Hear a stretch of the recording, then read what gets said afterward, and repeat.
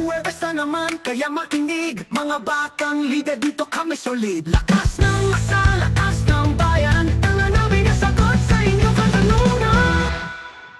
Kong Pao, Pasko na naman pala. Oo nga. Oh. Maaga ang Pasko sa Kongreso o hindi mo pa nararamdaman, pare? Hindi, ramdam na. Feel na natin ang Christmas, especially sa mga distrito natin. Oo. Alam mo naman, pagka pasok ng December 1, na Christmas is in the air, marami ng mga events, invitation, Christmas parties. Pati na, sa opisina, ramdam na natin. Oo, naglalakad nga kami dito sa pasilyo, yung mga staff, nag-Christmas party. But a lot are asking for gifts. But the true meaning of Christmas is, of course, the spirit of giving. Na, hindi naman kailangan mahal, but yung token to. Huwag mo nga kalimutan, baka... Oo nga, pamasko ko, Kong Pao. No, it's actually... Alam mo naman ako, size 40 ng pa ako. Mahirap hanapin, pero madaling tandaan. Pero actually, yun nga, importante may token ka lang to give. Especially mga employees, minsan naglalambing. Kamusta ba ang Pasko sa Tondo, pare? Sa Tondo, Kamusta buhay kayo na doon? buhay ang Pasko. Kasi kahit simple ang pamumuhay sa Tondo, hindi nawawala sa amin yung caroling. Naalala ko nung bata pa ako, ayan, gabi-gabi yan. You have to commit yung time mo na abangan sila. Maraming susulat. Mula bata hanggang senior citizens, mga bumibisita yan, nagkakaroling, iba-ibang organization. Minsan pagod na pagod yung araw mo, pero yung pagdating mo ng bahay, may sasalubong sa'yo at mga ngaroling. Madali naman sira doorbell nyo pag Pasko, pare. Hindi Kasi naman. marami nagdo-doorbell. Wala kaming doorbell, di Wala katok pa. yung bahay namin eh. Kayo, Kong Pao, pare, sa La Union, kamusta Pasko sa inyo? Hindi pa naman dumarating. Parating pa lang. Pero, typical na Pasko. Parang siguro, pareha rin tayo. Kasi, ang Pasko ng Pinoy, alam naman natin, it is the most celebrated part ng kultura ng Pinoy. Ganun din. Caroling, may handaan. Hamon, of course. Of course, may parol, yung mga pailaw natin nandiyan kompleto. Yun nga, iba talaga yung, sabi nga nila, iba yung simoy ng hangin pag Pasko. Pero ako madalas pag Pasko, pag yung on Christmas Day talaga, yun yung araw na medyo mas nakakapagpahinga ako. Oo. Kasi everyday, ang dami preparations for mga Christmas parties and events. Siyempre sa Pasko, kanya-kanya muna. Spending time with the family. Yun na yung time na makatulog ka. Saka dyan tayo pinakamabili. Saka yung mga lakad natin, karamihan. Pasko hanggang 3 Kings yan, pinakamadami. Although, siyempre, sanay naman tayo doon. Pero ako talaga, pag yung araw mismo ng Pasko, yung December 25, talagang binabawi ko sa pahinga, sama yung pamilya, syempre. Saka yung mga simpleng salo-salo sa kakwentuhan, yun ang pinaka na-appreciate ko sa araw na yun. Pero sa amin sa Tondo, Kong Pao, pag araw ng Pasko mismo sa December 25, nag-iikot yung mga inaanak. Suot nila yung mga pamasko nila, mga bagong sapatos, pantalon at t-shirt, o kakatok sa mga ninong. Kaya dapat may handa kang pambigay sa mga inaanak. Oo naman. hindi naman natin na maiiwasan yung mga ganyang bagay. Lalo sa atin, marami tayong inaanak. Oo. Diba? Yung alam, minsan sasabihin sa'yo, ninong, haba-haba na yung listahan. Kailangan May balbas na yung mga inaanak natin. May mga balbas na, kasing laki na natin. Nakakatuwa nga ngayon, may mga pictures ako nakikita. Ninong, pag nakita ko, may edad na. Papakita niya yung litrato sa akin na talagang bata pa siya. Tapos sabi ko, binata na to. Ganun na pala ako katanda. Maaga tayo nagsimula Kaya marami-rami tayo mga pangalawang anak. Pare, naalala mo pa ba yung beses na naging ninong ka? Unang naging ninong, binata pa ako nun Pero ngayon, binata pa rin ako. Nga. Parang mahaba pa rin. No, it's actually, I don't really remember exactly when, but it's years back. Talaga, college days pa lang meron ng mga kumukuha sa'yo Actually, kahit high school, yung mga inaanak ka na. Saka, meron din yun sa Kumpil, pare. Papasya lang ka rin nun. Oo. Ako nga, may mga inaanak ako sa kasal Pero, these things na mga nag-imbita sa atin, kinukuha tayo ninong, isang malaking karangalan sa atin na maging part ng buhay at ng mga special na mga araw ng mga pamilya. So, as much as possible, we try to attend lahat, pero hindi naman kaya. But in times nga ng pagpasko, lalo na di mo na atinan yung binyag, ayan, medyo doon tayo Singil ka. babawi. Oo. Naniniwala ka ba na Pasko pare para sa bata? Well, yes, kasi... Parang papunta ka na ba sa age na gano'n ang paniniwala? No, kasi makikita mo yung bata. I would remember when I was younger days natin, nung bata tayo, talagang akala, yung Pasko talaga inaabangan natin eh. Yung tipong susulat ka pa kay Santa Claus, ito gusto ko, yung pagkakataon na makuha mo yung gift mo para sa taon na yon. No, you would see yung mata ng bata tuwing Pasko, na yung joy na may bago siyang sapatos, kahit simple lang, hindi naman magara, pero yung papasyal siya na magulang. Doon kasi sa amin sa Tondo, pag Pasko, pasyalan pa rin yung luneta eh. Yun yung libre. Kasi tayo ngayon sa panahon, may mall, air condition, Jollibee. Saka may pa fireworks kayo sa Luneta nun eh. Yes. Naalala ko pag Pero yung luneta talaga, makita mo yan. Pasko, bagong bihis lahat.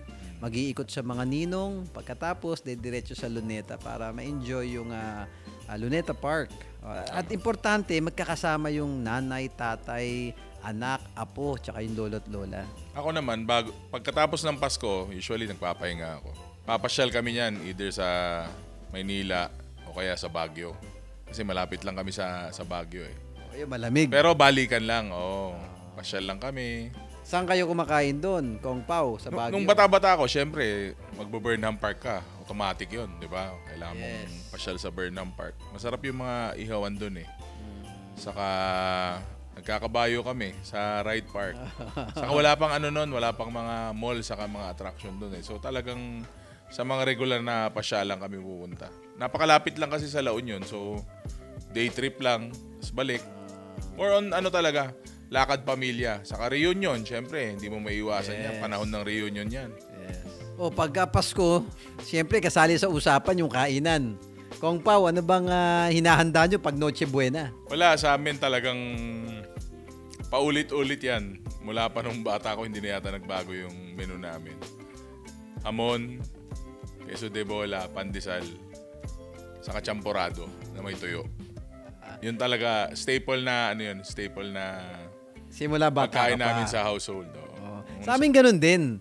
Kaso may kasamang spaghetti. Kasi, Spaghetti Pinoy o... Pinoy spaghetti. Kailangan nyo may hotdog, yung matamis. May hotdog tsaka may asukal yung sarsa. Siyempre. Yan yung signature ng Noche Buena. Tsaka yung fruit cocktail.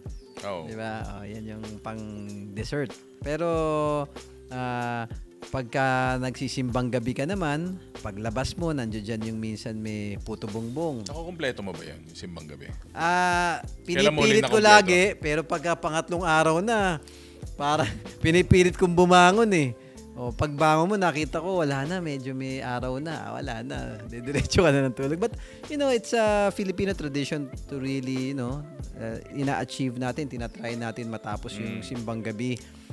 Kahit papungas-pungas yung mata mo, nandoon ka sa simbahan. Mahirap talaga lalo kung sunod-sunod yung lakad eh. Pero ako, I make it a point na yung Christmas Day or yung makapagsimba, evening mass ng 24. Of course. Pagpasalamat, siyempre, kailangan nating, minsan mas maganda rin kahit wala ka natatanggap pero thankful ka kung ano man blessings na meron sa'yo. Yeah. Tsaka gusto ko na rin banggitin, speaking of simbang gabi, doon sa amin sa Santo Niño dito on the church, nagsimula na yung simbang gabi 2 days ago. If I'm not mistaken. 17, di ba? 17 usually nag-uumpisa. 16 ng gabi. Actually, bagong bukas yung, it's an honor na nabuksan natin yung bagong Tondo Plaza Hernandez. Meron kasing water fountain doon na bagong gawa, underground yon na, parang BGC. Yung mga taga-Tondo, hindi na pupunta ng BGC. Yung BGC, dinala na namin sa Tondo. To be honest, it's something na we are proud of na meron na sa Tondo ngayon. If you have time at makapagsimba kayo sa one of the oldest churches in the Philippines, ang Santo Niño de Tondo Church, bisitahin po ninyo, lalo na sa gabi, madaling araw, makikita nyo po yung bagong Plaza Hernandez na bagong attraction at pasyalan namin sa Tondo. Kami naman usually mga Christmas village per town sa distrito ko. So, okay yan. Maraming at least pag gabi, pagkatapos ng trabaho, usually dinadala yung family, yung mga bata. Tapos yung mga night market natin, pare, di ba, pag Pasko. Tama. Buhay na buhay yung mga yan. Buhay na buhay. Kasi pagkakataon na kumita, peak season nila yan eh. Maraming namimigay, bonuses. pang-regalo, lalo na sa amin, dun sa Divisoria, Tutuban. Yan ang night market. Marami nagpupuntahan. Hindi lang mga taga Maynila o taga Tondo. Iba-ibang parte ng Metro Manila, dumadayo talaga sa Divisoria. Nagtataka lang ako pag umaga, walang night market eh. Oo. Niisip ko rin, nagtataka rin ako eh. Saka sa amin din, kung Ernix, usually marami kaming fiesta pag Pasko kasi karaniwan yung LGU. Sinabay na po yung mga fiesta nila sa holiday season, kumbaga. Kasi alam natin na maraming umuuwing balikbayan pag Pasko. So, nagbibigay-pugay din sila sa mga balikbayan. Like ako, sa mga munisipyo ko ng Balawan, Bangar, saka Luna. Usually, sa Christmas season ng mga fiesta niyan. Same goes with us. Sa amin sa Tondo, yung one of the biggest festivals namin, yung Santo Niño de Tondo. Every third Sunday of January. Actually, kasabay namin yung Sinulog sa Cebu kasi Santo Mas Niño maganda Festival. yun sa inyo, syempre. Love your own. Diba? Hindi, sunod-sunod yan. Naman kayo doon. Sipin mo, Pasko. Tapos, Bagong Taon. Tapos, January 3rd Sunday, yung Santo Niño de Tondo. Speaking of Sinulog, pare. Shout out tayo kay Kong Edu, di ba? Oo nga. Kaibigan natin taga Kong Cebu. Edu Rama, ang Young Sinulog Guns. ka naman. Young Guns ng Cebu. Oo. Ako hindi ako maka-attend ng Sinulog dahil kasabay ng piyesta namin ng Santo Niño de Tondo. Then after that, 1 week after, may piyesta kami ng San Pablo. Then another week after, piyesta naman ng Don Bosco. So, talagang sunod-sunod yan hanggang from December to February. Babati na rin ako. Happy Fiesta sa Luna, Bangar, saka Balawan sa 1st District ng La Union. Happy Fiesta po. Yan. O Kong Pao, ngayong Pasko, daming Kris Kringle, exchange gift. Ano ba ang wishlist mo na gusto mo matanggap ngayong Pasko? Wishlist o pamasko? Ay, pamasko na. Christmas gift. Oo, Christmas gift. Physical Christmas gift. O may magbibigay sa'yo. Ako? Actually, hindi ako ganun ka materialistic eh. Pero kung pansarili ko lang na regalo. Kasi wala akong wala akong laptop, pare. Siguro laptop. Masaya na ako sa laptop. Laptop? Alam nyo na. Ikaw? Ako, gusto ko nga yung iPhone 7 pa lang ako eh. Baka meron dyan. Hindi, actually, yung mga yung mga material stuff, lagi naman tayong may mga wish na mga material things. Hindi naman natatapos yan. Especially mga gadgets. Normal naman yun. May iPhone ganito. Lalabas yung mas bago. Yung walang katapusan yun. But at the end of the day, yung, mas masarap yung hinahanap mo yung hindi nabibili. Yun ang pag-ibig. Di ba? Mas pa. Parang hindi nireregalo yun. Ay, di. Pinaghihirap. Wag na nga yun. Hindi, maganda. Dapat nga ganyan eh. Dapat ganito. Malaki-laki regalo yun, pare. Mga 6 feet na karton yun. Siguro nandyan lang naman, di ba? Hindi, pero sa totoo lang, yung pag-ibig naman, hindi naman kailangan yung love life o partner. You can find love yung talaga sa pamangkin mo, sa magulang mo. Yung iba nga dyan walang mahal na pag-ibig. Yung pets naman nila yung love nila. Kasama nila matulog. At the end of the day, Christmas is about giving and spreading love. Material things, kasali naman yon. Pero basta importante, happy kayo ngayong Pasko. Positive thinking for the next year. Tapos always, let's not forget, ang Pasko ay para sa ating Panginoon. Actually, simple lang naman yung tanong ko, pare. Pwede naman jug lang o kaya baso, di ba? Hindi naman kailangan ipaliwanag mo yung buong mga hugot mo sa pag-ibig. Hindi, alam mo yung pwede na dyan yung dun sa amin, sa Tondo, meron yung yakap sul. Gamot sa sakit yan. Meron din sa amin yung pag masama na katawan mo, yung kispirin. Wow. Di ba? Yakap sul at kispirin. Sa mga walang pag-ibig. Pare si Isko, hindi komedyante, no? Wala ka masyadong natututunan sa kanya. Hindi, sa amin sa Tondo kasi talagang mga batang Tondo, marami kaming, yung mga biruan nga doon, tataba ng utak nyo no? Yung, yung very creative, resourceful mag-isip ng mga batang Tondo. Yung mga kanta nga, pati mga lyrics, naiiba-iba yan. Alam mo yan, Kong Pao. Baka gitara gusto mo. Hindi, lalo na yung mga yung mga kantang pamasko, nako, iniiba yung mga lyrics. Huwag nyo na kaming pag-sampulin. Baka umulan. So ano nga? Alam mo pa. Ako na sasagot para kay Ernix. Mukhang alam ko na yung gusto niya matanggap na regalo. Laptop rin. Kasi mukhang marami siyang ililista sa laptop niya bago. Pero maganda yun pare kasi nagagamit natin sa trabaho natin yung laptop. Tama. Diba? Oo, mukhang yun din ang kailangan mo sa kagusto mo. Thank you po, Santa, sa laptop namin. Maraming salamat. Merry Christmas. Sa lahat ng nanonood, advance Merry Christmas and a Happy New Year. Malapit na ang Pasko. Sana hindi kayo pagtaguan ng mga ninong nyo. Pero mas importante, huwag nyong taguan yung mga inaanak nyo. Christmas is a spirit of giving. Kahit pa etnib lang, pwede na yan. Again, sisigundaan ko yung sinabi ni Kong Ernix na napakaganda ng message niya. Iilocano ko na lang. Sige. Para sa ating mga kaibigan at mga minamahal na Ilocano. Especially sa La Union, naragsak a Paskwa, kinaparabor a Barutawan. Again.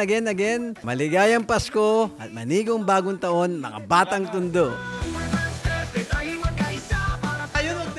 Hindi, magandang. Dapat nga ganyan Dapat ganito Hindi ko ma-deliver.